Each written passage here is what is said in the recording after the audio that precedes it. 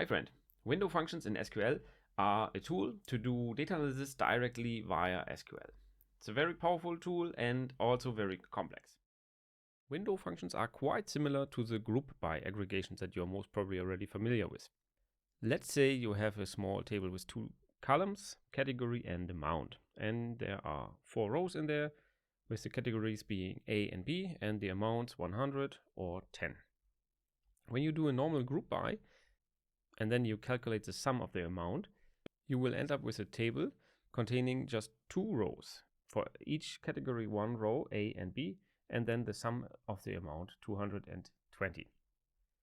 With window functions, we do calculations over partitions. So let's say we partition by the category, and again we do the sum of the amount. The resulting table will still have the original 4 rows, enriched in the amount column then with the sum of the individual categories. As you see here, we have duplicated the sums. On a very high level, this is what window functions are doing. In the code section, I will show you some examples why this might be useful to have this functionality. If you're new to this channel, my name is Henning, aka Don Data. I have over 10 years of experience using window functions extensively, and I must admit, starting out with window functions is quite complicated. Okay, I have prepared a small little data set. First of all, let's have a look what we are working with. We have a column salesperson, column year, month, and an amount. On the salesperson, we have Arthur Lemble,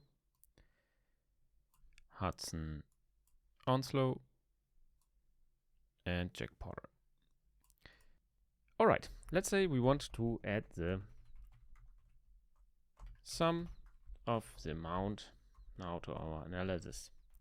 From the sales table, nothing new until here. Most probably you are aware how this works.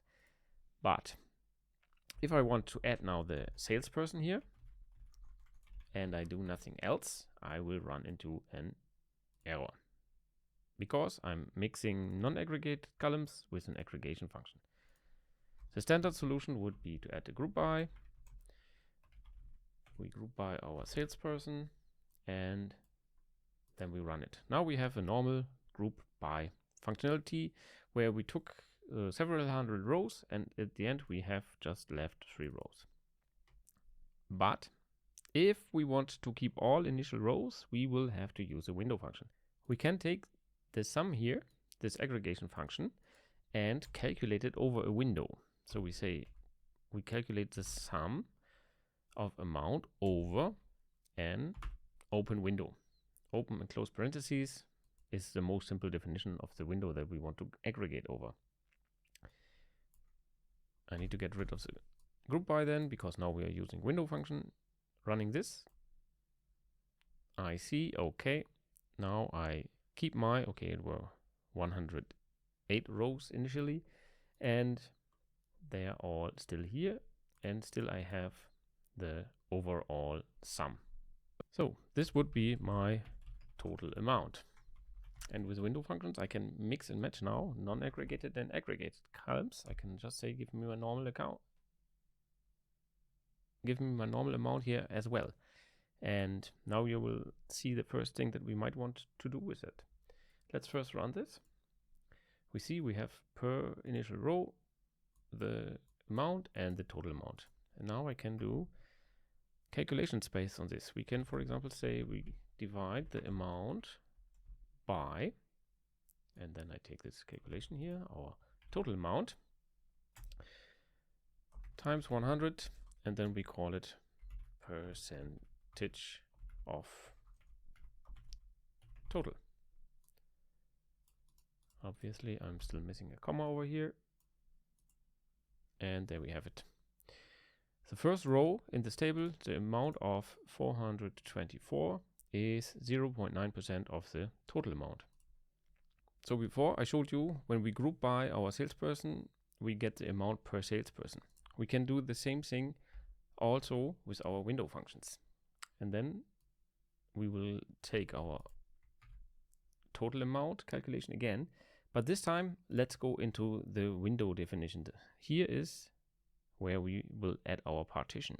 The syntax is a little bit unusual, but first of all, we need to say partition by, and now the column that we want to partition by. You can imagine the partition by to be the group by. So we say sales person. And this is then our column amount per sales person.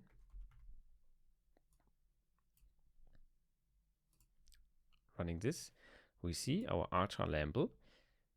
In row 1, he generated 424 amount.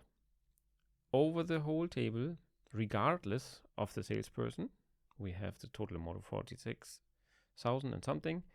And now the new column amount per salesperson, 15,978 is the sales amount for Archer Lamble. If I scroll down here, you will see that the third column stays always the same, but when we go to Hudson Onslow, here's the switch of the amount per salesperson. So this is always in the amount of Hudson Onslow.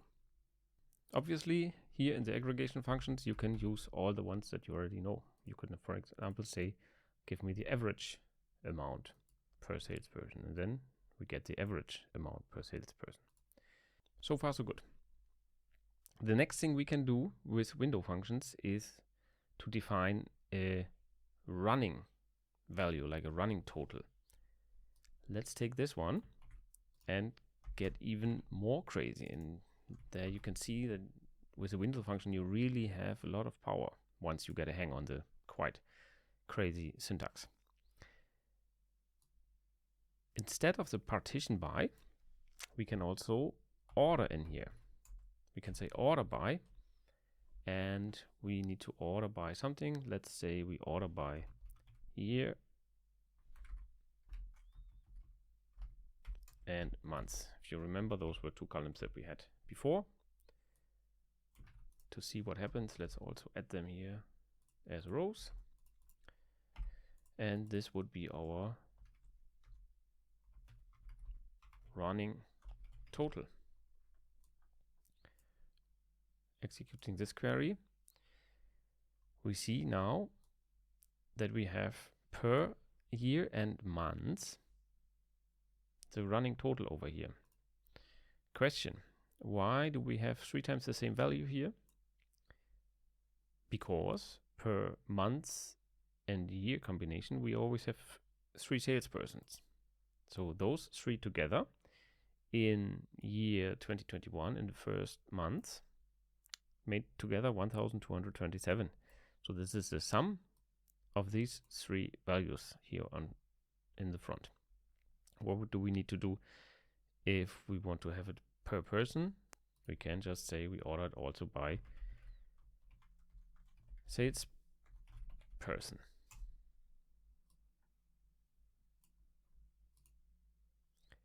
And now for Archer Lamble, we see we have in the first months of the first year 363, and then 663 is the sum of the first plus the second. And then it goes on like this and continues to calculate our running total. This 1074 is the sum of all 3 values. All right, if I scroll down now a little more, we will see it will just continue the running total for the next salesperson.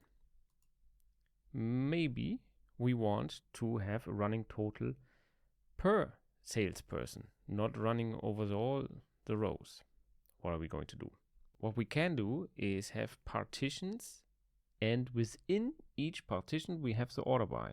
So the syntax gets even a little more crazy, but let's say instead of ordering our data by the salesperson, we add a partition by salesperson and then an order by. This would be the running total per sales person. As you see, you can get very precise in what you want to analyze with our window functions. And unfortunately, you will have to practice the syntax a little bit until you get fluent writing those window functions. Besides the normal aggregate functions with the group by functionality, we also have analytical functions. For example, the lead function. And the lead function also takes a column, and again, as all the window functions, we have an over, and then we need to have an order by. We can say, for example, order by month. Additionally, let's also partition it already, and I show you in a moment what it does. Let's partition by the salesperson and the year.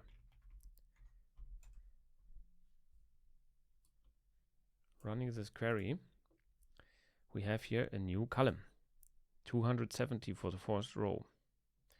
And this 270 is the value of the next row. So it's taking the leading row. So with the lead function, we reference a row one ahead. The same here. 441 is the value from the next row. And so on. Until the last one, where it is null. Because for the combination of Archer, Lamble, and the year 2021, which is our partition, there is no next value from the month. So that would be the value of the 13th month, which obviously does not exist. All right. We had the lead function, and the other part of it would be the lag function, which looks one before. So for the first one, we don't have any value before, and then the amount of 363 goes into the second column. 270 again in the third column, and so on. Other common analytical functions would, for example, be the row number, and let me just copy paste here some values. We have the row number. We can also say first value. We could say the rank and the dense rank. And they don't take columns. The first one that we see is our row number column. And we see now within our partition, we get the row numbers, which are identical to the months in this case, because this is our granularity. But the row number for each partition starts then ordered by the value, and every time obviously we have 12 months. First value within each partition, ordered by the months in this case, we get the first value in here. The first value of this partition is always the first row, and the second partition we have, again, 424 is copied over to all the rows of the partition, which first value is this one. Then we have the rank function. This one gives us the rank within one partition, and they are now ordered by the months. Let's say we order them by the amount, and we will do the same for the dense rank.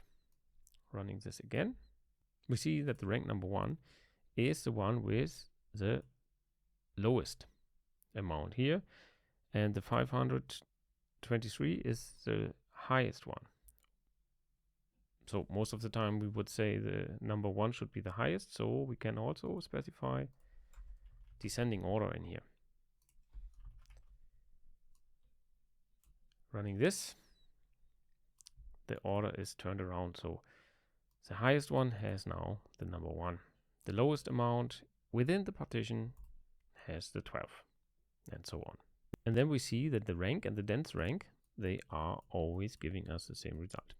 Let me scroll down here a little bit until we have differences. Here we have a difference. So we are in a partition of Archer Lamble within 2022. So this is the partition that we are looking at right now.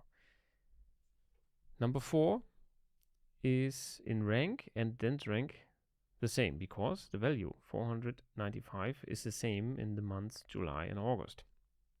And then the difference between rank and dense rank is that rank does not have a 5 now. He has 2 times the 4 and continues with 6. In contrast, dense rank puts the ranking dense together. So we have 2 times the 4 and then we continue with a 5. Depending on your requirements, choose whatever you want, but this is an important distinction.